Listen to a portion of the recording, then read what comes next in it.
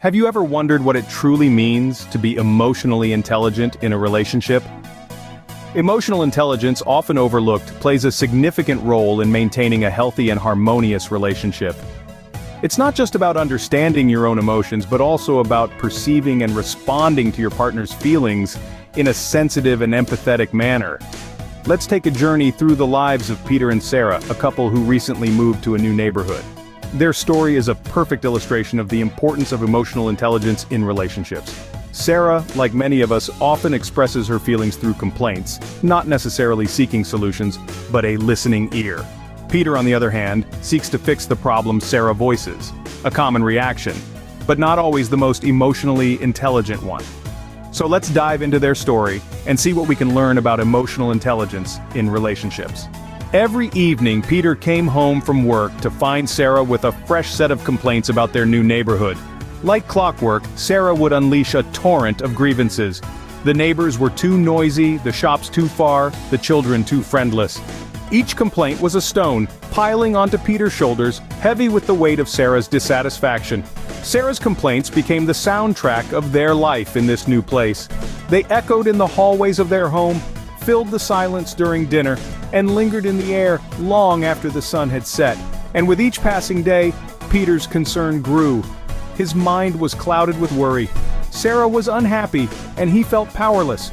The complaints were a constant reminder of the home they had left behind, and the peace that seemed to elude them in this new neighborhood. Peter felt the weight of Sarah's unhappiness and decided to take matters into his own hands. Peter, wanting to make Sarah happy, found a new house in a neighborhood he thought she would love. With a mission in mind, Peter became a master sleuth, delving into the world of real estate listings and property reviews. He spent countless evenings after long days at work, searching high and low for the perfect place. Eventually, his efforts paid off.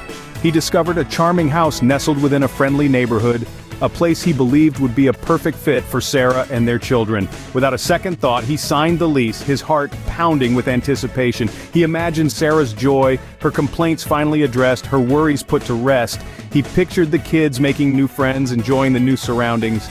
With the house keys jingling in his pocket, he felt like he'd won a victory for his family's happiness. With keys in hand, Peter was ready to surprise Sarah and hopefully put an end to her complaints. Instead of the expected excitement, Sarah's reaction was a surprising disappointment. The news of the new house, the new neighborhood, was met with a bewildered stare and a stunned silence. "Why did you do this?" she asked, her voice a quiet whisper. "I was getting to like this neighborhood and the kids were getting used to it. We're not moving." Peter was taken aback.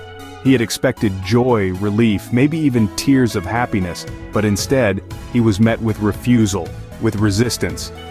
He had thought he was solving a problem, easing a burden, but instead, he had created confusion.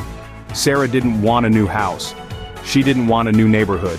She had been voicing her frustrations, yes, but she hadn't been asking for a solution. She hadn't been asking for action.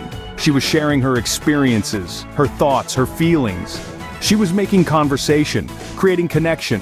Peter was left standing there, keys in hand, a look of shock on his face. All this time, all these months, he had been trying to solve a problem that didn't exist. He had been trying to fix something that wasn't broken. He had been trying to help, but in the process, he had misunderstood.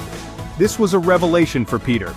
A realization, an understanding that listening isn't always about finding solutions. That understanding isn't always about problem solving. That sometimes in relationships, in conversations, in life, people just want to be heard. They want to share, to express, to connect. They don't always want answers, they don't always need solutions, they just want to be understood. In this moment, Peter realized a crucial aspect of emotional intelligence in relationships. Understanding isn't always about problem solving.